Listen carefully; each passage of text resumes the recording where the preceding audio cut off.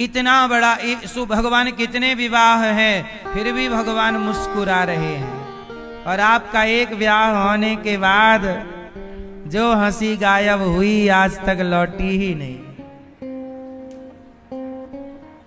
शादी के बाद आदमी हंसता नहीं अच्छे से, काहे फॉर्मेलिटी बस। मैया बैठ जाना मेरी माँ, कहाँ तुम झोला लिए घूम रही हो? ये बोरी कहाँ से ले आई है? मैया क्या भरी हो बोरी में?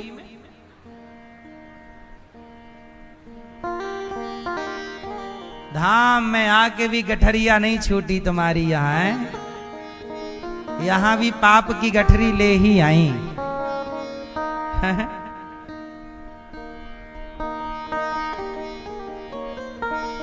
मैया काहे नहीं बैठ रही हो आप?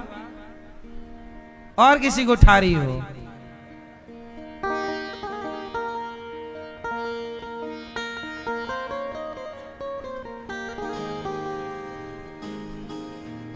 अब वो मैया खड़ी हैं, उनको अलग से कहो।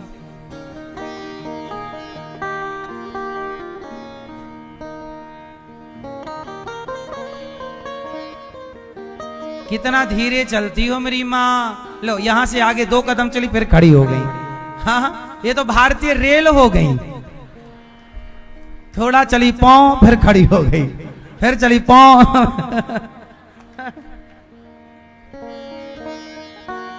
शताब्दी एक्सप्रेस, थोड़ा चली फिर खड़ी, थोड़ा चली फिर खड़ी।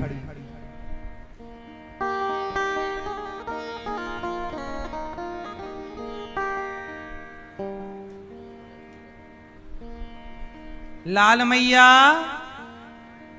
अब ये भर के ले आई पानी।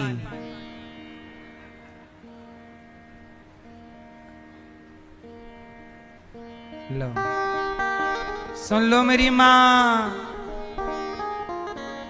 तुम्हें कब से हम बैठा ही रहे हैं, अच्छे से बैठ जाओ मेरी माँ। सुनो,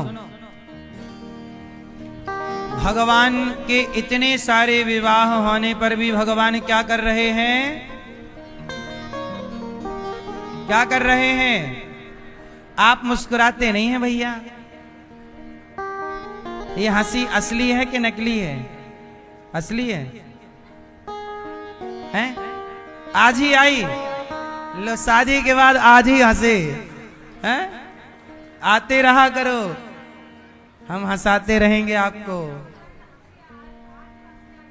घर वाली नहीं हंसाती आपको, हैं? झगड़ा हो गया, नरक में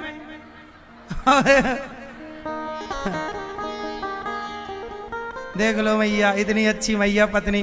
कौन है आपके? हैं? बछड़े? क्या कह रहे हो? पति पत्नी, तुम पत्नी के संग रह रहे हो कि नरक में रह रहे हो? आज बेचारे खुल के बोल पा रहे हैं मैया। ऐसे ना डांटा मारा करो, पति को कह रहे नरक में रहते। नहीं, कौन है ये आपके? नहीं, पति ही है, कुछ और भी है? पति है, हस्बैंड नहीं हो। शादी के बाद आदमी बदल जाता है। एक बात कहें आपसे, परिस्थितियां बनती और बिगड़ती रहेंगी, बार बार हम कह चुके हैं। पत्नी अच्छी भी मिलेगी, बुरी भी मिलेगी। पत्नी बात भी करेगी, बात नहीं भी करेगी। पत्नी सम्मान भी देगी, अपमान भी मिल सकता है। पति अच्छा भी मिल सकता है, बुरा भी, सम्मान देने वाला भी, अपमान देने वाला भी। पर मैं आपसे कहता हूं, संसार में अच्छे बुरे लोग मिलते रहेंगे, पर आपको हर समय अपने आनंद में रहना चाहिए। ये तो लोग हैं, आएंगे जाएंगे। पत्नी पति, भाई भतीजा, बेटा बेटी आते जाते रहते हैं। सब रिश्ते हैं, रिश्तों में ऐसे हंसी मजाक चलते रहना चाहिए, लेकिन कभी ज्यादा गंभीर मत हुआ करो, ज्यादा डिप्रेशन में मत जाया करो, हंसते रहा करो, प्रसन्न चित्त रहा करो। हमारे भगवान सदा खुश रहते हैं। इतने विवाह होने पर भी, इतने बड़ा परिवार होने पर भी, इतनी बड़ी जिम्मेदारी होने पर भी प्रसन्न है। क्या बताएं, हमारे हाथ में कुछ है भी तो नहीं स्माइल के सिवा। थोड़ा खुश ही रह लो, क्योंकि तुम खुश रहो या ना रहो, होना वही है जो होना है। तो क्यों ना जो हो रहा उसे खुशी खुशी निकाला जाए, वक्त को काटा जाए। रोके भी क्या, हालात बदल जाएंगे। रोने से हालात बदल जाएं तो चलो हम रो लेते हैं, पर रोने से भी तो परिस्थितियां बदलती नहीं हैं। बोलो हाँ। लिखा किस्मत का मिटता नहीं मिटाने से, लिखा किस्मत का मिटता नहीं मिटाने से, बस समय को काट लो भैया किसी बहाने से। बस ये समय को काट लो किसी बहाने से, क्योंकि जो होना है उसे आप रोक नहीं सकते, टाल नहीं सकते। इसलिए हर हाल में पत्नी कैसी भी हो उसके साथ खुश रहो। क्या रहोगे? और ये ना कहा करो कि हम नरक में हैं। आप अपने ही घर को स्वर्ग बनाओ, खुशी से रहो, प्रेम से रहो, और जितना है बहुत है मानकर प्रसन्न रहो। शिकायत भरा जीवन ना हो कि ये नहीं है। शिकायत तो रावण की भी थी। रावण भी चाहता, रावण की अंतिम इच्छा क्या थी जानते हो? रावण की इच्छा थी कि वो लंका से स्वर्ग तक सीढ़ी बनवाना चाहता था, पहली। रावण की दूसरी इच्छा थी कि गोल्ड में, सोने में खुशबू आनी चाहिए। उसने ब्रह्मा जी से प्रस्ताव दिया था, लेटर दिया कि सुनो थोड़ा चेंजिंग करो, हमारा लंका सोने की है, थोड़ा खुशबू तो आए। खुशबू तो सोने से आती नहीं है, तो असली सोने में खुशबू होनी चाहिए। रावण का प्रस्ताव, जब तक प्रस्ताव पारित होता तब तक रावण ही पारित हो गया। तो रावण की इच्छाएं भी धरी के, तो इच्छाएं तो लंका के रावण, लंका के राजा की इच्छाएं पूरी ना हो पाई, आपकी भी ना हो पाएंगी। जितना ईश्वर ने दिया है उसमें प्रसन्न चित्त से धन्यवाद देते हुए जिंदगी को जीना चाहिए और खुश रहना चाहिए। ठीक है? अब खुश रहा करो, हैं? हाँ मैया, आप अच्छी मैया हो, खुश रहा करो। हर देखो सब कुछ आएगा जाएगा, जीवन ठंडी आएगी जाएगी, गर्मी आएगी जाएगी, बारिश आएगी जाएगी, बाढ़ आएगी जाएगी, जन्म होगा मृत्यु होगी, बहू आएगी जाएगी, सब लोग, ये क्रम ऐसे ही चलता है। लेकिन सदा आपके होंठों पे स्माइल होनी चाहिए, प्रसन्नता होनी चाहिए। हाँ। अच्छा, हंसी भी कितने तरह की होती है। एक होती है मुस्कान, मुस्कुराहट, मंद मंद मुस्कुराना। एक होता है हंसना, एक होता है मुस्कुराना। बोलो हाँ मैया। एक मुस्कुराना, बोलो हाँ। एक होता है हंसना, हाँ। एक होता है ठहाका लगाना। कितने हो गए? और भी कुछ होता है क्या? भूल रहे हो हम तो आप बताओ। चलो अब तीनों चीजें करके दिखाओ। मुस्कुराना क्या है? कौन मुस्कुरा के बताएगा? ये चश्मा वाली मैया मुस्कुराओ जरा। ये मैया चश्मा वाली मुस्कुराओ। हाँ हाँ।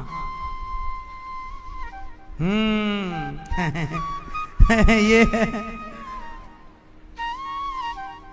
जिसमें दांत ना दिखें पर अंदर खुशी भरी हो, वो स्माइल है, मुस्कुराना। और थोड़ा हंसना जिसमें दांत दिखें। दांत मैया ज्यादा ना दिखाना, क्योंकि कई बार आपके ये जो यहां लगाते ना होंठों में, वो दांत में लग जाता है। क्या लिपस्टिक?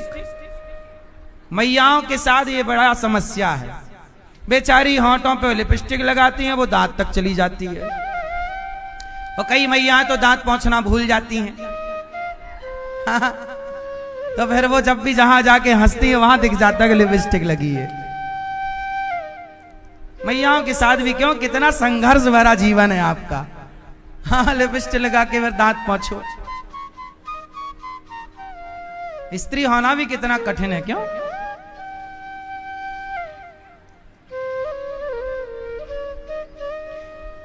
कई मैयाएं तो गजब है, काली लिपस्टिक लगा लेती हैं। गजब वाला, डेंजर, सबसे डेंजर मैया वो जो काली लिपस्टिक लगाती है ना।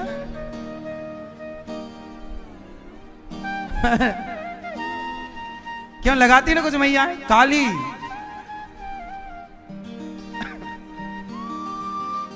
अच्छा है, मैयाएं भी हमारी रंगों का बड़ा सम्मान करती हैं। काला तू कहां जाएगा, आजा।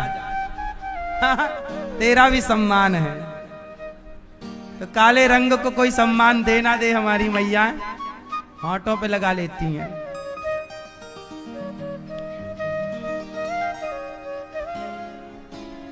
तो एक होती है स्माइल, मतलब मुस्कुराना, और दूसरा हंसना, और तीसरा करके बताओ, ठहाका। मैया ठहाका लगाइए। मैया अभी सो के उठी हो मैया, आंखें ऐसे ऐसे कर रही हो, हंसो जरा, ठहाका लगा। मैया आप नहीं हंसती हो आप, अरे पड़ोसन को ना देखो आप।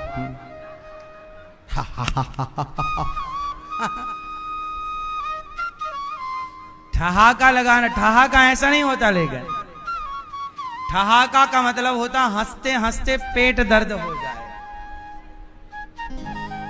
क्या दर्द होने लग जाए, और इतना हंसो कि पेट भी दर्द हो, और आंखों से ऐसा हंसना, यदि आप रोज हंसेंगे तो कोरे कागज में लिख कर देता हूं, आप कभी बीमार नहीं पड़ेंगे। यदि नित्य ऐसा एक बार 24 घंटे में एक बार हंसो जरूर।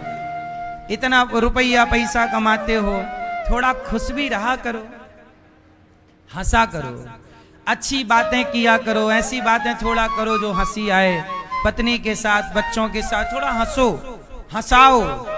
हंसना, खुशी जरूरी है। जो व्यक्ति हंसता रहता है ना, वो बीमार कम पड़ता है। सही है गलत है? इसलिए आप पैसा किसके लिए कमाते हैं? खुशी के लिए। आदमी दिन भर काम किसके लिए करता है? खुशी के लिए, प्रसन्नता के लिए। पर इतना करने के बाद भी यदि आप प्रसन्न नहीं हैं, तो काम का मतलब क्या हुआ? पैसे का मतलब क्या हुआ? इसलिए अच्छा, एक तराजू में पैसा रखा जाए और दूसरी तराजू में प्रसन्नता रखी जाए, खुशी रखी जाए, तो बताओ क्या महंगा है, क्या बड़ा है, किसका पलड़ा भारी है? पैसे की कोई बहुत बड़ी वैल्यू नहीं है। मैंने बहुत पैसे वालों को भी परेशान देखा है और बहुत कम पैसे वालों को भी प्रसन्न देखा है। असली अमीरी वही है जहां पैसा भले कम है पर प्रसन्नता ज्यादा है। अब आपके पास पैसा बहुत है पर प्रसन्नता, आप हंसते ही नहीं, मुस्कुराते ही नहीं। इसलिए सदा खुश रहो। मैया आप नहीं हंसती हो, नहीं हंसती हो, कम हंसती हो। ये मैया हाँ नहीं हंसती हो ज्यादा।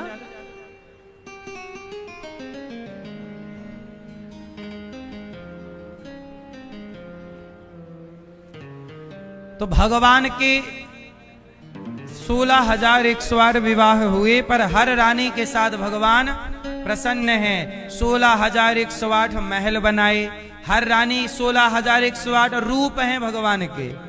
कितने रूप हैं? हर पत्नी के साथ भगवान प्रेजेंट हैं। हर पत्नी, ऐसा नहीं अब 16,108 है तो पता नहीं तुम्हारा नंबर कब आएगा, तुम्हारे पास कब आएंगे, तुमसे कब बात, नहीं। भगवान के रूप भी 16,108 हैं, पर हर पत्नी के साथ 24 घंटे उपलब्ध हैं भगवान। ये भगवान ही कर सकते हैं। ये कोई औपचारिकता नहीं है, ये भगवान की लीलाएं हैं।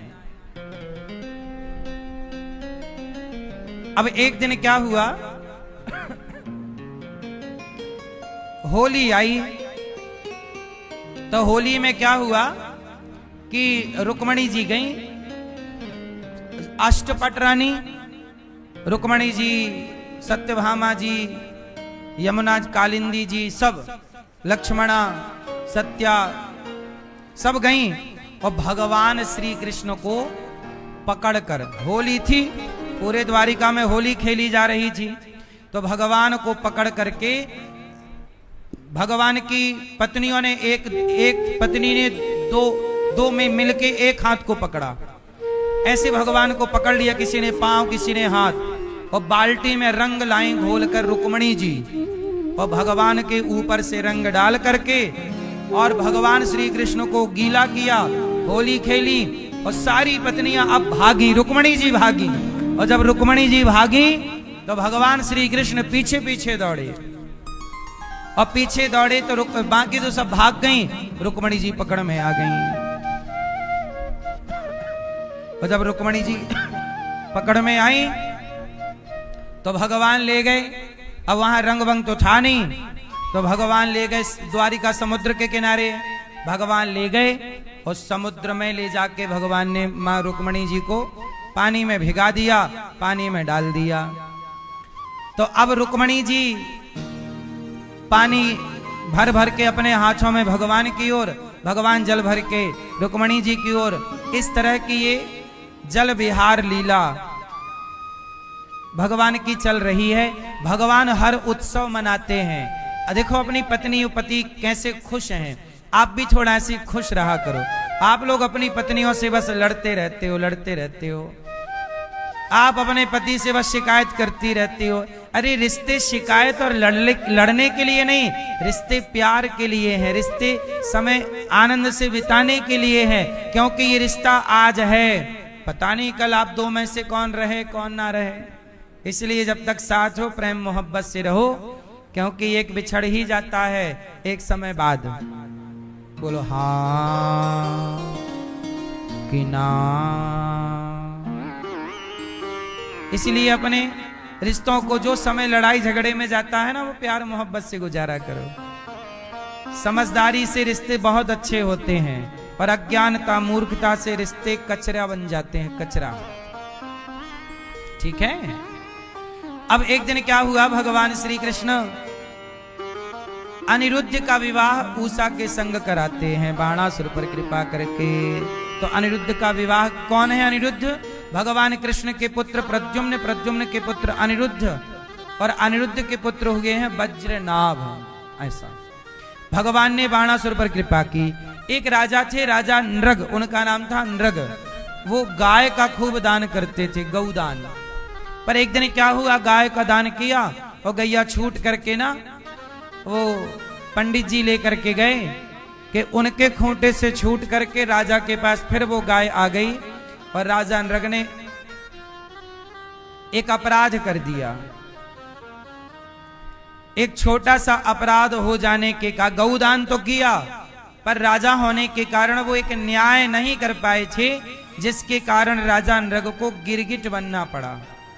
और भगवान कृष्ण ने उनको गिरगिट की योनि से मुक्त किया। क्यों मुक्त किया? क्योंकि गौदान किया। इसलिए हम आपसे एक प्रार्थना करते हैं कि सदा अपने जीवन में 3 काम सब लोग कर लीजिएगा। पहला काम, मरने से पहले सबको गौदान कर लेना चाहिए। आप भी गौदान जरूर कीजिएगा। गौरी गोपाल गौशाला में आकर कभी भी आप गौदान कर लीजिए। आज मैया ने गौदान किया तो आप भी गौदान कीजिएगा। और मरने से पहले गाय ही वैतरणी नाम के नरक से पार लगाती है। दूसरा काम, मरने से पहले क्या करिएगा कि मरने से पहले भागवत जी सुन लीजिएगा, पोथी पाठ भागवत जी के करा लीजिएगा। भागवत जी के पोथी पाठ जैसे अभी आप लोगों ने आज बिठाए, आप भी मरने से पहले पोथी पाठ करा लीजिएगा। जीवन में पाठ भागवत जी का अनुष्ठान सबको करना चाहिए। और तीसरा कार्य, मरने से पहले सबको अन्नदान जरूर करना चाहिए। मरने के पहले जो आपकी जिम्मेदारियां हैं, ये दास अनिरुद्ध भी यही चाहता है कि आप, मैं देखो मैंने अपने मरने के पहले, अभी तक तो देखो मैं मरा नहीं, तो अब तक मैंने सोचा कि भागवत जी के पाठ कर लूं, करा लूं। तो दास अनिरुद्ध हर महीने 2 पाठ सुनता ही सुनता है। अन्नदान तो 12 महीने यहाँ चलता ही है। गौ सेवा भी दास अनिरुद्ध करते ही है। ये सब वो काम हैं जो हमें वहां दिखेंगे, इसलिए अन्नदान करिएगा। क्या करिएगा? अन्नदान। हो सके तो गौ माता घर पे रखिएगा, गाय का सम्मान कीजिएगा, गाय की सेवा कीजिएगा। तो पहला काम गौ सेवा, गौदान। दूसरा काम भागवत जी जरूर सुनिएगा, पोथी पाठ करा सकते हैं अपने माता पिता और जीवन में आप। और तीसरा काम अन्नदान। कहते ना, मरने के पहले अपनी 13वीं कर लो। 13वीं मतलब अन्नदान कर लो, क्योंकि मरते समय पता नहीं कौन सी सिचुएशन पैदा हो जाए, क्या परिस्थिति। कोरोना काल में जो लोग मरे उनकी 13वीं भी नहीं हो पाई। इसलिए कुछ काम जीते जी कर लो, मरने के दिन के लिए बैठे ना रहो, ठीक है। तो जीवन में अन्नदान। यहाँ गौरी गोपाल में हजारों संत आते हैं, संतों का भोजन बंटता है। आप भी संतों का भोजन करा सकते हैं कि कल का भोजन आप कराएंगे, संतों की सेवा आप करेंगे। देखो हजारों संत यहाँ आते हैं, सेवा कर सकते हैं। अब भगवान ने राजा नृग पर कृपा की। अब पौंड्रक नाम का एक राजा था, वो 4 हाथ लगा के घूमता। 2 तो उसके थे नेचुरल, पर 2 उसने लकड़ी के बनवा लिए, और नकली हाथ वो मशीन से चलाता, उनको हल्का सा हिलाता डुलाता रहता। पौंड्रक उसका नाम था, नकली भगवान बना घूमता। तब जाकर के भगवान ने उस पौंड्रक नाम के राजा को मार गिराया।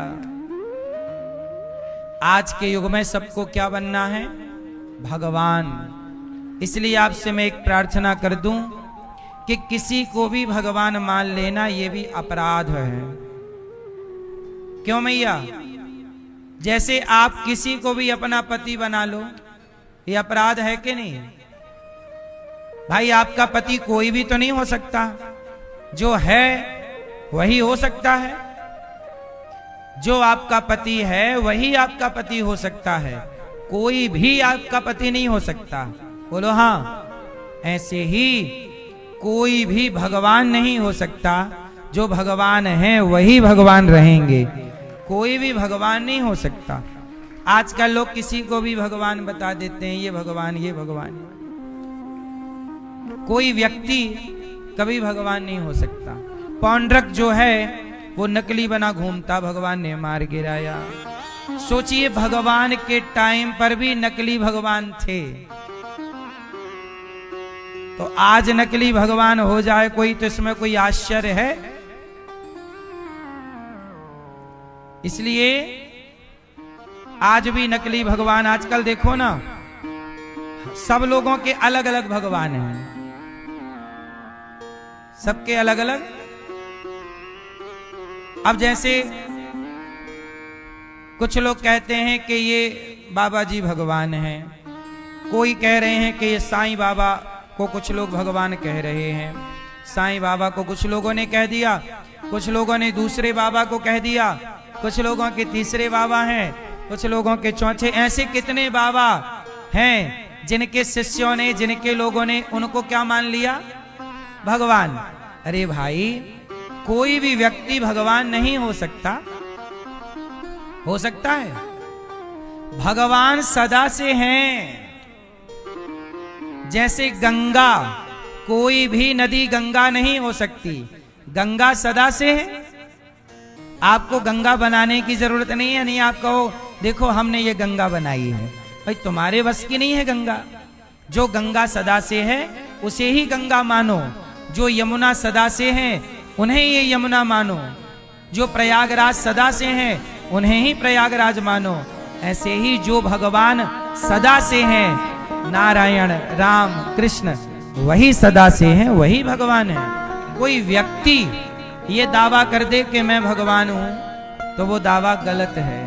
कोई व्यक्ति कभी भगवान नहीं होता।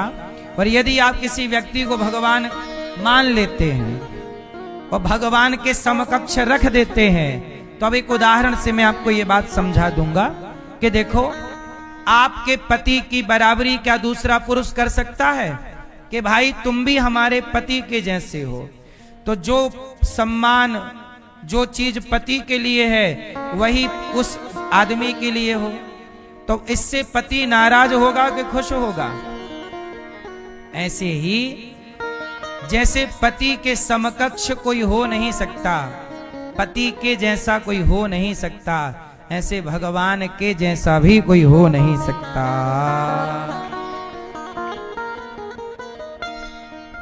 कोई नहीं हो सकता। ठीक है? भगवान के जैसे कौन? सिर्फ भगवान।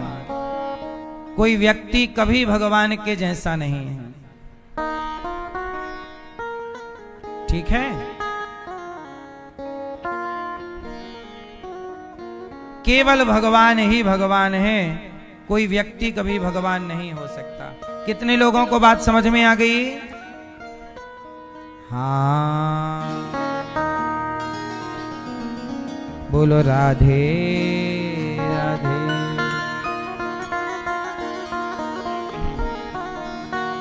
अब भगवान ने पौंड्रक काशीराज द्विध का उद्धार किया। अब जरासंध के जेल में 20,800 राजा हैं और वो राजाओं का कल्याण करने के लिए भीम भैया ने जरासंध को मार दिया। सब राजाओं ने स्तुति की, कृष्णाय वासुदेवाय हरये परमात्मने प्रणतक्लेशनाशाय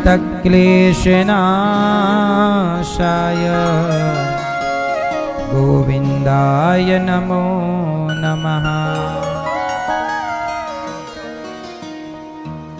कृष्णाय वासुदेवाय हरये परमात्मने प्रणतक्लेशनाशाय गोविंदाय नमो नमः। तो भगवान श्री कृष्ण का 20,800 राजाओं ने स्तुति की। भगवान ने सब पर कृपा की, सबको जरासंध के अत्याचार से मुक्त किया। इसके बाद भगवान ने शिशुपाल पर कृपा की। शिशुपाल भगवान को 100 गालियां रोज देता था, पर भगवान 100 गालियां रोज सुनकर भी कोई रिप्लाई नहीं करते। एक बात बताएं, सबके मुंह मत लगा करो। कई बार आप गलती क्या करते हैं, किसी के भी मुंह लग जाते हैं। कहावत तो सुनी होगी, कुत्तों के मुंह क्या लगना। आप गलती करके किसी के भी मुंह लग जाते हैं। भगवान शिशुपाल के मुंह लगते ही नहीं। 100 गालियां भगवान को रोज परोसता, रोज देता, भगवान चुप रहते। आप भी थोड़ा 2, 5, 10 गालियों को सह लो। सम्मान को सब पचा लेते हैं, सम्मान पाकर सब प्रसन्न हो जाते हैं, पर महानता ये नहीं है कि सम्मान पाकर आप प्रसन्न हो गए।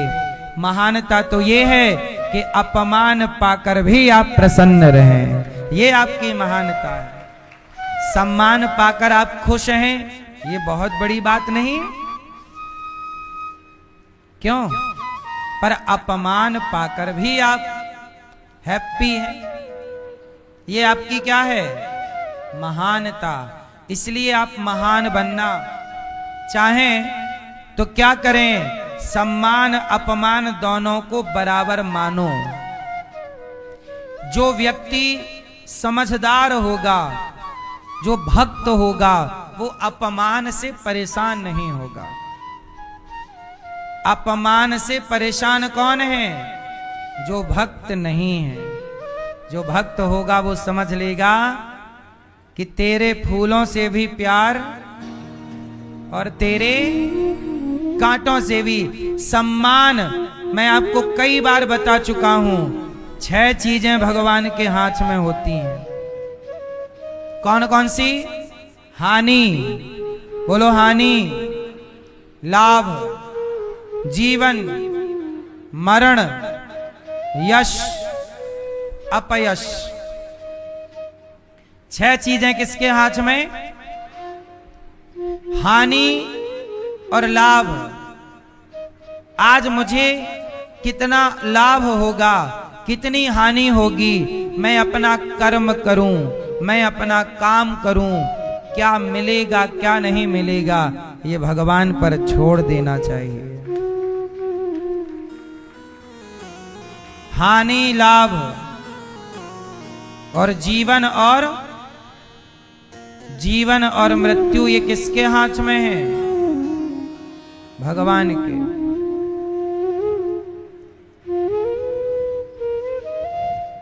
इसलिए हानि, लाभ, जीवन, मरण और यश, अपयश। अब मेरा नाम कितना होगा, अपमान कितना होगा ना। इसलिए दास अनिरुद्ध को जब आप मुझे सम्मान देते हैं तो मैं बहुत खुश नहीं होता, और जब आप कुछ लोग न्यूज वाले, चैनल वाले, बहुत कुछ लोग ऐसे हैं जो अपमान करते हैं तो मैं परेशान नहीं होता। सम्मान पाकर फूलता नहीं हूं, अपमान पाकर के परेशान नहीं होता। हर परिस्थिति में सम रहो। सही है? भूल जाओ कि किसी ने आपका सम्मान किया, भूल जाओ कि किसी ने आपका अपमान किया। सम्मान अपमान दोनों से ऊपर उठ जाओ। कई बार आपकी लड़ाई किस बात की है? महाराज जी, मेरी बहू ने मेरा अपमान कर दिया, मेरी सास ने मेरा अपमान कर दिया, फलाने व्यक्ति ने मेरा अपमान कर दिया। बात सम्मान पे आ गई और फिर आप जो लड़ाई करते हैं। सम्मान, किससे सम्मान चाहते हो ये तो बताओ। अच्छा ये बताओ, आप सब यदि मेरा सम्मान करोगे तो मुझे क्या मिलेगा, और आप यदि मेरा अपमान करोगे तो मेरा नुकसान क्या होगा? इसलिए मैं माताओं की, गौरी गोपाल की सेवा मैं इसलिए नहीं करता कि कोई मेरा सम्मान करे या कोई मेरा अपमान करे। जो मुझे करने चाहिए, जो कर्तव्य ईश्वर ने मुझे दिए हैं, जो मुझे करना चाहिए वो मैं करता हूं। अब उस कार्य के लिए कोई सम्मान करे तो स्वागत है, अपमान करे तो स्वागत है। मैंने ये कार्य इसलिए नहीं किया कि कोई मेरा सम्मान करे। आपका सम्मान का मैं करूंगा क्या, ये बताओ? और आपके अपमान का भी मैं करूंगा क्या? इसलिए ना तो अपने पास सम्मान रखना चाहिए, ना तो अपने पास अपमान रखना चाहिए। हम कहते हैं जैसे कमल का पुष्प पानी में भी होता है और कीचड़ में भी होता है, पर कीचड़ में रहकर भी वो कमल का पुष्प कीचड़ की एक बूंद भी उसे टच नहीं कर पाती, और पानी में रहे तो पानी की बूंद नहीं छू पाती। वो दोनों से उठा हुआ रहता है, दोनों से ऊपर है। ऐसे ही आप और हम ऐसे बने कि सम्मान अपमान के कीचड़ से अपने आप को ऊपर उठा के रखें, ये दोनों हमें छू ना पाए। सम्मान हमें प्रभावित ना करे, अपमान हमें प्रभावित ना करे। हर हाल में ये दोनों ईश्वर का प्रसाद है। सच बताओ, सम्मान किसका प्रसाद है और अपमान किसका प्रसाद है? ये बहुत ऊंची बात है मेरी माँ। आप लोग तो सारी जिंदगी सम्मान की लड़ाई ही लड़ते लड़ते मर जाते हैं। अरे चलो आपका सम्मान हो भी गया समाज में, तो क्या पाओगे? प्रभु से तो प्रेम हुआ नहीं, तो क्या उस सम्मान से तुम्हारा कल्याण हो जाएगा? सम्मान से कल्याण होता तो सम्मानित लोगों का हो जाता। बहुत लोगों को तो सरकार ने, किसी को इस मेडल से, उस मेडल से, इस पदक से, उस पदक से सम्मानित कर ही दिया। सरकारें नहीं बुलाती हर साल राष्ट्रपति जी, किसी को फलाने चक्र से, फलाने चीज से सम्मानित किया जाता है। क्या पाओगे? सम्मान, सम्मान का जो मिला है वो ले जाके घर पे सजा लोगे, दीवार पे लगा रहेगा, क्या हो जाएगा? इस सम्मान से तुम्हारा कल्याण ना होगा। सम्मान चाहिए तो अपने चित्त को भगवान से जोड़िए, अपने हृदय को भगवान में, भगवान के चिंतन में लगिए। जो व्यक्ति अपना कल्याण कर लेता है, जो व्यक्ति अपना कल्याण कर लेता है, वही व्यक्ति इस धरती पर श्रेष्ठ सम्मान पाता है। जो प्रभु से प्यार कर लेता है, जो समाज की सेवा कर लेता है, वही श्रेष्ठ सम्मान पाता है।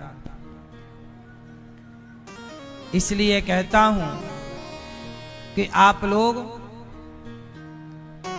व्यर्थ के अपमान सम्मान में उलझे ना रहा करो, ठीक है? मन लगाकर, चित्त लगाकर आप सदा सदा के लिए अपने हृदय को भगवान से जोड़ दीजिए, अपने चित्त को भगवान से जोड़ दीजिए। अब देखो ना, शिशुपाल का उद्धार किया शाल्व, और भगवान ने दंतवक्र का उद्धार किया। भगवान के एक परम मित्र हैं सुदामा जी।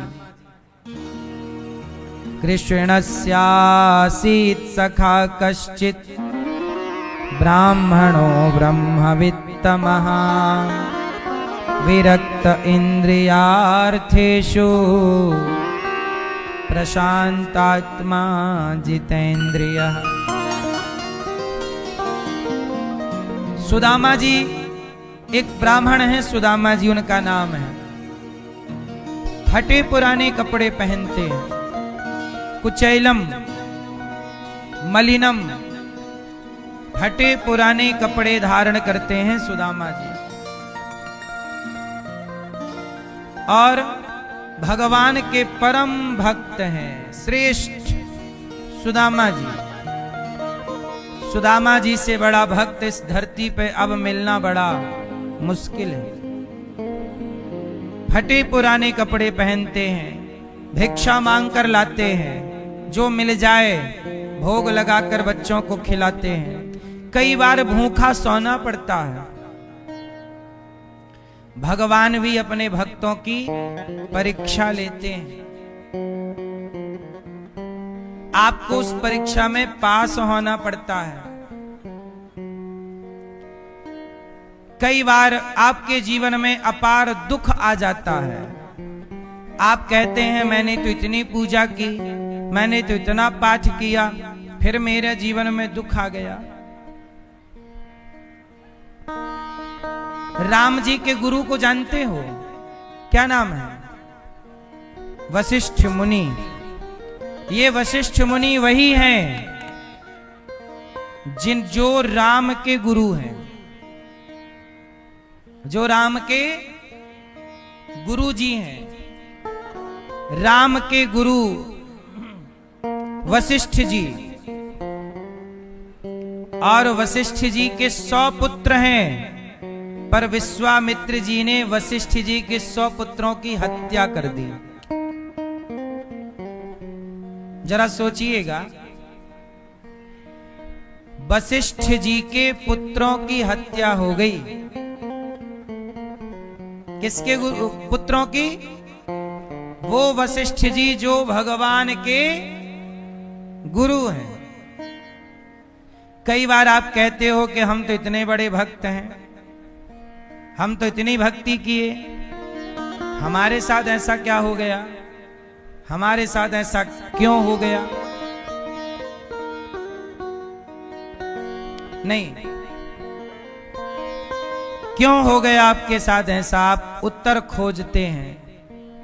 आप सोचते हैं मैंने तो इतनी भक्ति की, इतना पूजा किया।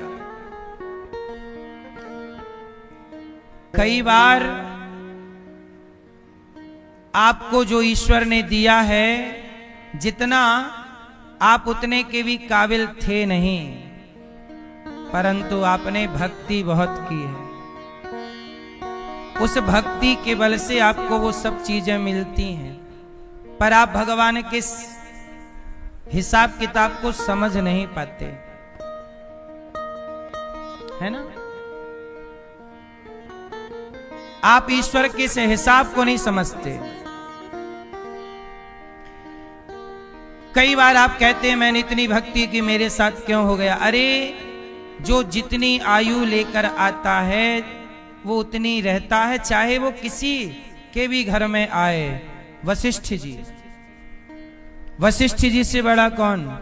इसलिए कहता हूं कि जीवन आना और जाना, जीवन और मृत्यु ये अलग विषय है, और आपका जो अटैचमेंट भगवान से है, भक्ति है, वो अलग विषय है। इसलिए संसार के रिश्तों से भगवान को अलग ही रखिएगा। रिश्तों की रक्षा के लिए भगवान की भक्ति का प्रयोग ना करिए। भगवान तो सबकी रक्षा करते ही हैं, पर जो होना है वो भी तो होके ही रहता है। सुदामा जी बड़े गरीब हैं, इतनी गरीबी में भी सुदामा हर परिस्थिति, नहीं मिला खाने को कोई बात नहीं, भगवान की यही मर्जी है, शिकायत नहीं है। जो समझदार होगा, जो भक्त होगा, वो शिकायत नहीं करेगा, वो कहेगा प्रभु अच्छा आपकी ये इच्छा है, ठीक है, मैं आपकी शिक्षा में हैप्पी हूं, खुश हूं। सुदामा जी की पत्नी सुशीला बोली कि प्राणनाथ ऐसा करिए, मैंने सुना है कि आपके पति द्वारिकाधीश हैं। क्या आपके पति, क्या आपके मित्र द्वारिकाधीश हैं? बोले हां, मेरे मित्र द्वारिकाधीश हैं। तो सुशीला जी बोली तो आप अपने मित्र के पास जाओ और अपने मित्र से कहो कि वो हमारी गरीबी दूर करें।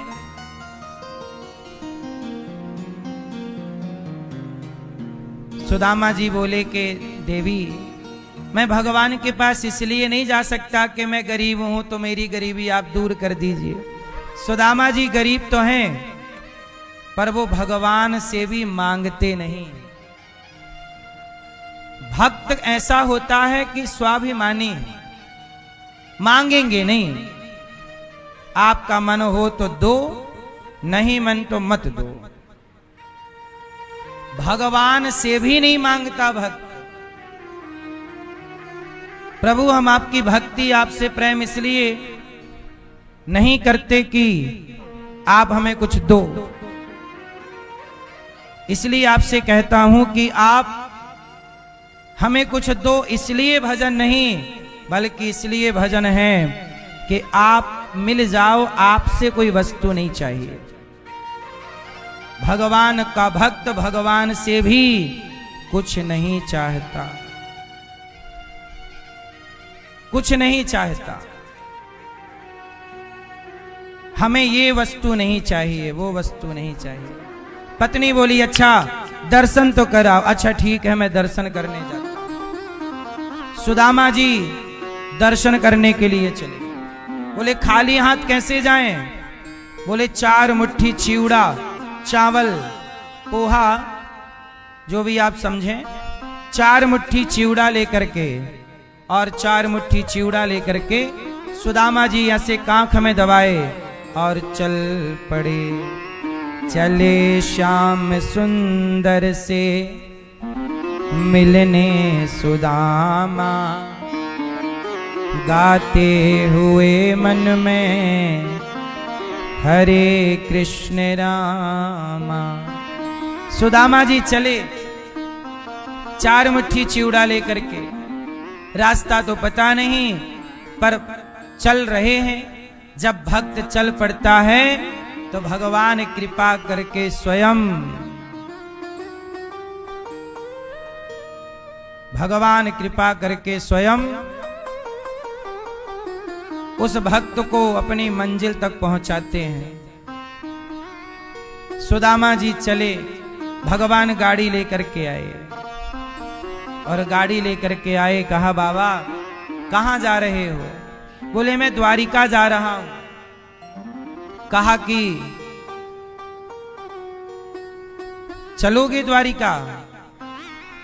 सुदामा जी बोले मैं तो द्वारिका ही जा रहा हूं। भगवान बोले तो आओ मेरी गाड़ी में बैठ जाओ। गाड़ी लाए, भगवान सुदामा को द्वारिका पहुंचाते हैं और सुदामा जी द्वारिका पहुंच गए, पर किसी ने सुदामा जी को पहचाना नहीं। सुदामा जी थक गए बता बता के कि मैं प्रभु का मित्र हूं, मित्र हूं, मित्र हूं। कोई मानने को तैयार नहीं। गरीबी में कोई पहचानता नहीं है। अमीरी में आपके रिश्तेदार, आपकी पहचान, जो नहीं भी आपको जानते वो भी आपके अपने बनकर आपके पास आना चाहते हैं।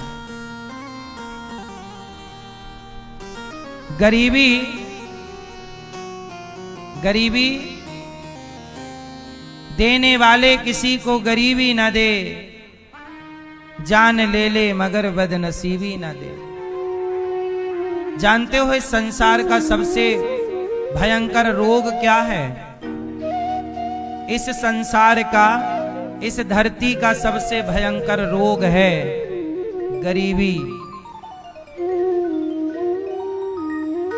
गरीबी यदि आपके जीवन में है तो जिनसे आप उम्मीद करेंगे रोटी की, वो रोटी दें ना दें, पर अपमान समाज संसार से पहले ही मिल जाता है। इसलिए मैं आपसे एक बात कहूं, किसी गरीब का भी अपमान ना किया करिए, किसी गरीब का अनादर ना किया करिए, क्योंकि पता नहीं किस रूप में आकर भगवान आपको मिल जाएं।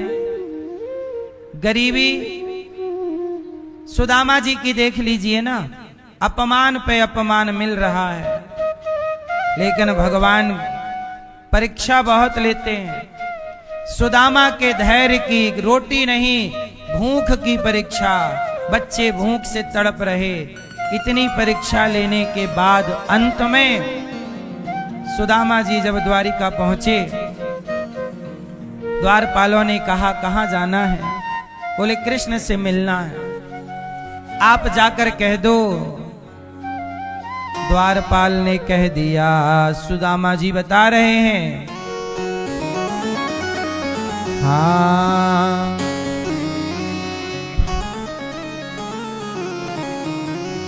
कहो घनश्याम से जाकर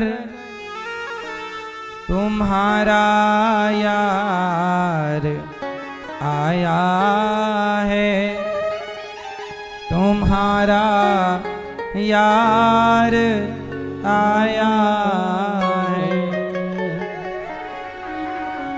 जाओ द्वारपाल कहो घनश्याम से जाकर तुम्हारा यार आया है, तुम्हारा यार आया है।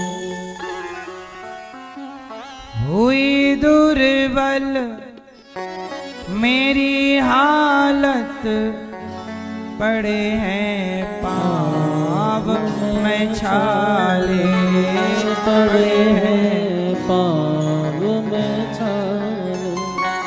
निहारो कौन आया है, अरे ओ द्वारिका वाले, अरे ओ द्वारिका वाले। सहारा कोई ना भैया, छोड़े संसार आया हूँ, छोड़े संसार आया हूँ। सुदामा जी द्वारपालों से कह रहे, द्वारपाल गए, भगवान को कहा कि प्रभु आपके कोई बचपन के यार हैं, मित्र हैं, अपना नाम सुदामा बता रहे हैं। सुदामा नाम सुनते ही प्रभु देखो, जिन्हें कोई ना जानता, कोई ना पहचानता, उस भक्त को भी भगवान पहचानते हैं। इसलिए मैं सेवा इसलिए ना करूं, मैं भक्ति इसलिए ना करूं कि आप जानो, मैं सेवा भक्ति इसलिए करूं कि भगवान जाने। मुझे आप पहचानते हैं, इससे मेरी बड़ाई नहीं है, मुझे भगवान पहचानते हैं, इससे मेरी बड़ाई है। क्यों? आप लोग मुझे जानते हैं, इसमें कौन सी बड़ी बात है? लेकिन बड़ी बात तो तब होगी ना जब भगवान अपने ये हाथ मुझे थामने के लिए बढ़ाएं। जैसे जटायु के लिए दौड़े, शबरी की ओर दौड़े, ऐसे मेरी बड़ाई तो तब है जब प्रभु स्वयं दौड़कर मुझे अपने हृदय से लगाएं, मैं उनके चरणों से लिपट जाऊं, है ना। मुझे नहीं पता कि भगवान कहाँ हैं, उन्हें तो पता है कि मैं कहाँ हूं। इसलिए कहता हूं कि संसार की तारीफ से फूल ना जाया करो, संसार के सम्मान अपमान में उलझे ना रहा करो, इससे आगे की भी एक दुनिया है। भगवान से संबंध जोड़ लेने के बाद किसी और संबंध की जरूरत नहीं पड़ती, है ना मेरी माँ। सब उसकी ओर चले आते हैं जो भगवान की ओर चला जाता है। अच्छा ये बताओ, आप लोग आए कि नहीं वृंदावन? आए ना? अब देख लेना, जब आप यहां से वृंदावन से घर जाओगे तो आपके जानने पहचानने वाले आपसे मिलेंगे, कहेंगे आप वृंदावन गए थे। आपसे जो बात नहीं करते वो भी बात करेंगे। क्यों? क्योंकि आपने कुछ कदम भगवान की ओर बढ़ाए, तो जैसे ही आप भगवान की ओर बढ़ोगे संसार आपकी ओर बढ़ेगा, और जैसे ही आप भगवान से दूरी बना लोगे ऐसे संसार भी आपसे दूरी बना लेगा। यही सिस्टम है। कहते हैं जो भगवान का है, जब भगवान की कृपा होती है तो सब कृपा करते हैं, और भगवान की कृपा नहीं होती तो अपने भी पहचानते नहीं है आपको। सुदामा जी को जब भगवान ने गले लगाया तो अब सब लोग कह रहे हैं, अरे अभी तो हम इनका मजाक उड़ा रहे थे, भिकमंगा कह रहे थे, दरिद्री दरिद्री कह रहे थे, फटीचर कह रहे थे, लेकिन अब जब भगवान ने सुना कि सुदामा, दौड़ पड़े सुदामा सुदामा, और जब भगवान ने सुदामा को गले लगाया तो जो अपमान कर रहे थे वो भी सुदामा जी को सम्मान की दृष्टि से देखने लग गए। अच्छा एक बात बताओ, सुदामा जी का समाज में बड़ा सम्मान होता, माना कि एक उदाहरण, माना कि सुदामा जी का समाज में बड़ा सम्मान होता और भगवान उन्हें गले ना लगाते, मिलते ना, तो समाज के अकेले सम्मान से क्या मिल जाता। इसलिए सुदामा जी को समाज ने अपमानित किया, फिर भी सुदामा भगवान की ओर बढ़े, और जब भगवान ने गले लगाया तो आज भी युगों युगों के बाद भी सुदामा जी की जय जयकार होती है। क्यों? क्योंकि भगवान ने स्वीकार कर लिया, आपको संसार ने स्वीकार कर लिया, इससे आपकी बड़ाई ना होगी। होगी? मीरा को भगवान ने स्वीकार किया तो आज भी मीरा की जय जयकार है। तुलसीदास जी, सूरदास जी, भक्तों को भगवान ने स्वीकार कर लिया तो जय जयकार है। अब भगवान स्वीकार ना करें, संसार में बने रहो। मैया, इसलिए हम आपसे कहते हैं, सुदामा जी भगवान के सिंह, भगवान गए सुदामा जी को अपनी सिंहासन पर बिठाए, रुक्मणी जी से कहा जरा जल लाओ, चरण धोऊंगा। चरण धो रहे हैं भगवान। देख सुदामा की दीन दशा, करुणा करके करुणा निधि रोए, पानी परात को हाथ छुओ नहीं, नैनन के जल से पग धोए। भगवान ने सुदामा जी को कहा कि आपके पांव में बड़े छाले हो गए हैं, लाइए मैं धुल दूं। बड़ी माटी जमी, धूल लगी। रुक्मणी जी ने पानी लाने में देर लगाई तो नेत्रों के जल से भगवान भक्त के पांव धोते हैं। भगवान की करुणा सुदामा जैसों के लिए भी है।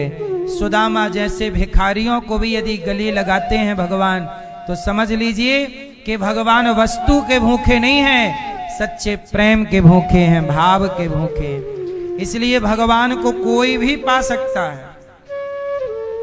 इसलिए कहता हूं, संसार की जिम्मेदारियां आप पूरी हो गई आपकी। यदि आप 50, 55, 60 साल के हो गए हैं तो अब संसार से रिटायरमेंट लेकर अब बची हुई सांसें भगवान के नाम कर दीजिए, और आखिरी का पूर्ण समर्पण केवल भगवान। दूसरा कोई याद ना रह जाए, किसी को याद। अब देखो मेरा बुढ़ापा आ गया, अब मैं किसी को याद करूंगा भी तो मेरा फायदा कुछ नहीं है। कर लो आप याद। आपके गांव में, आपके गली में एक दादाजी पोता पोती को याद कर करके मर गए, क्या पा गए? लेकिन प्रभु में समर्पण करके कोई याद ना आए। आखिरी ऐसा समय आपका हो कि जब केवल आपको केवल हर जगह अपने भगवान ही भगवान नजर आए। आप जब बड़बड़ाएं, कई लोग ना सोते हैं तो सोने में बड़बड़ाते हैं, सोए हुए ना आवाज कई बार निकलती, बड़बड़ाना बोलते हैं। तो उस बड़बड़ाहट में भी आप भगवान का नाम ही पुकारें, यही आपकी अनन्यता है। संसार से हम संबंध जोड़ के करेंगे क्या, ये बताओ? संसार से संबंध जुड़ेगा तो निंदा, चुगली, छल, कपट, इसकी उसकी बातें चलती रहेंगी। भगवान सच्चे साथी हैं आपके। सच बताओ, आपका साथी कौन?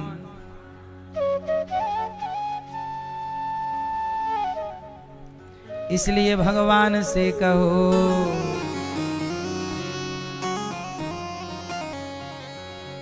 भक्त ने कहा, हे प्रभु, दुनिया से मैं हारा,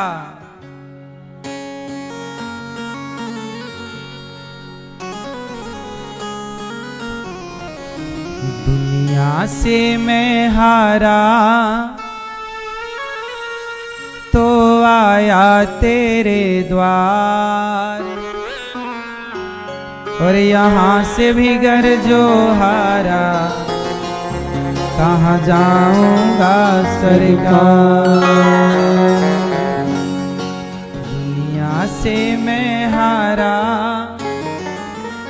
तो आया तेरे द्वार, यहाँ से भी घर हारा, कहाँ जाऊंगा सरकार। है ना? कहाँ जाऊंगा?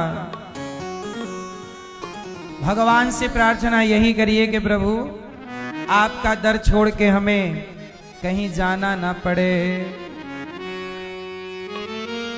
सुख में प्रभु तेरी याद न आई, और दुख में कन्हैया तुमसे प्रीत लगाई।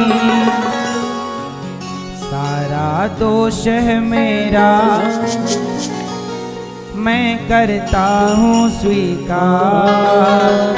हमारी गलती क्या है? सुख में प्रभु तेरी याद न आई, और दुख में कन्हैया तुमसे प्रीत लगा। सारा दोष है मेरा, मैं करता हूँ स्वीकार। और यहाँ से घर जो हारा, कहाँ जाऊंगा सरकार। दुनिया से मैं हारा तो आया तेरे द्वार।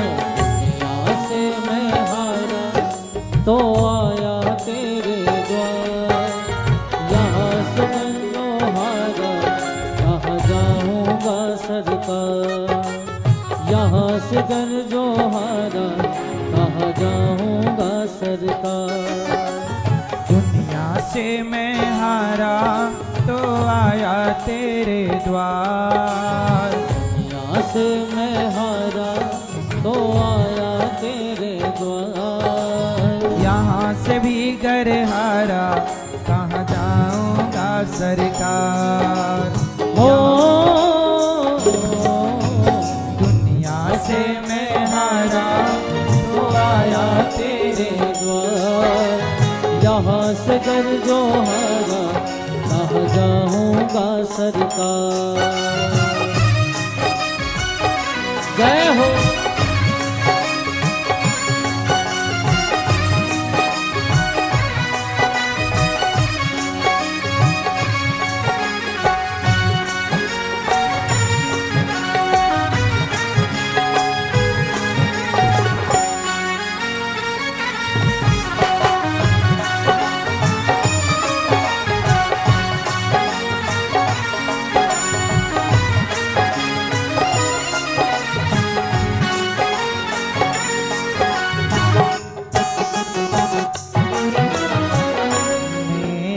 तो क्या है, मैं हूँ पहले से हारा। तुमसे ही पूछे ये संसार सारा। ओ मेरा तो क्या है, मैं तो पहले से हारा। तुमसे ही पूछेगा ये सारा जमाना। डूब गई क्यों नैया, हे कन्हैया, लोग पूछेंगे, हे कन्हैया डूब गई क्यों नैया, डूब गई क्यों नैया, तेरे रहते खेवनहार। यहाँ से भी घर हारा, कहाँ जाऊंगा सरकार। हो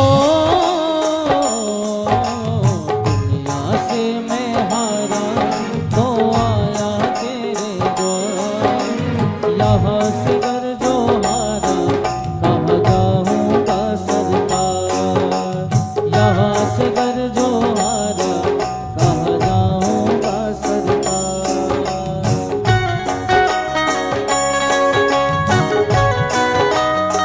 हरि बोल।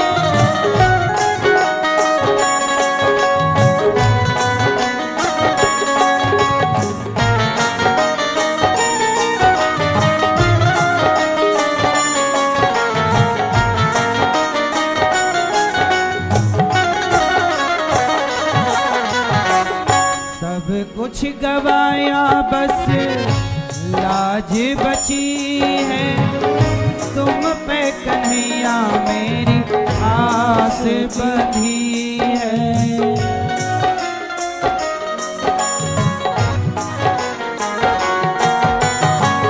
सब कुछ कन्हैया लाज बची है, तुम पे कन्हैया मेरी आस बंधी है। सुना है तुमसे सुनते, सुना है तुम सुनते हो हम जैसों की पुकार। सुना है तुम सुनते हो हम जैसों की पुकार। यहाँ से भी घर हारा, कहाँ जाऊंगा सरकार। यहाँ से घर जो हारा, कहाँ जाऊंगा सरकार।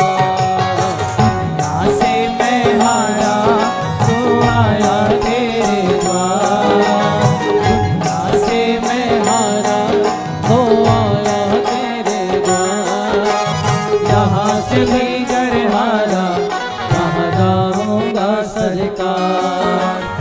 यहाँ से भी घर हारा कहाँ जाऊंगा सरकार। यहाँ से भी घर हारा कहाँ जाऊंगा सरकार। हे प्रभु, इसलिए जमाना छोड़ दे कोई बात नहीं, आप ना छोड़िएगा प्रभु। जमाना मुझे इसका गम नहीं, मुझे इसका गम नहीं है कि बदल गया जमाना। मेरे जिंदगी की राधे, मेरे जिंदगी के मालिक, कहीं तुम बदल ना जाना। जमाना रूठे तो रूठ जाए, परंतु भगवान ना रूठे, यही प्रार्थना करिएगा। सुदामा जी के चरण धोए, कहा भाभी ने क्या भेजा है, चावल ले लिया, एक मुट्ठी चिवड़ा खाया। सुदामा जी ने भी, देखो क्या बात है, सुदामा जी इतने गरीब होने पर भी उन्होंने भगवान से कुछ मांगा नहीं, लिया नहीं, मुट्ठी भर चावल दिया है। जब आपका भाव देने का आ जाएगा ना, तब भगवान भी आपको देने लग जाएंगे। इसलिए जो लेना चाहता है, देना नहीं। भगवान कहते कि जब तुम ही नहीं देते तो मैं तुम्हें क्या दूं, तुम दो तो तुम्हें भी दूं। इसलिए आपको देना आना चाहिए। सुदामा जी ने मुट्ठी भर चावल दिए, भगवान ने विश्वकर्मा को बुलाकर धन संपदा लुटा दी। एक मुट्ठी चावल लिया सुदामा जी से। इसलिए कहता हूं कि भक्त वो है। अभी 2-3 दिन पहले मेरे पास एक बहन आई, उन्होंने कहा कि गुरुजी, हमारी हालत ऐसी थी कि पेट भर भोजन की व्यवस्था नहीं थी, परंतु कथा में हमने सुना कि भले खाने को रोटी ना हो, पर किसी भूखे को खिलाने का भाव होना चाहिए, अन्नदान फिर भी करना चाहिए। तो मैंने अपने उस जो था उसी से गौरी गोपाल आश्रम में जो संत भोजन करते हैं और वृद्ध माएं रहती हैं, 1-2 माँ को मैंने भोजन कराने का संकल्प लिया। और ऐसी कृपा हुई कि जब मैंने अपने अन्न को, धन को सेवा से जोड़ा, तो 2 साल में ही मेरे घर में खूब माँ लक्ष्मी की कृपा, धन धान्य की कृपा हो गई। आप लोगों को ये बात मैं ऐसे ही नहीं कहता, आपसे मैं चाहता हूं कि आपका भी धन बढ़े। आप भी अपना धन बढ़ाना चाहते हैं, जितना आज कमाते हो ना, मैं चाहता हूं कि अगले साल इसी तारीख तक आपका धन कई गुना बढ़ जाए, और बढ़ भी जाएगा। पर कैसे बताओ? सुदामा का धन कब बढ़ा? सारी जिंदगी सुदामा जी भिक्षा लेते रहे। जब लेते रहे तो गरीब रहे, और आज पहली बार उन्होंने किसी को मुट्ठी भर दिया है, भगवान को दिया।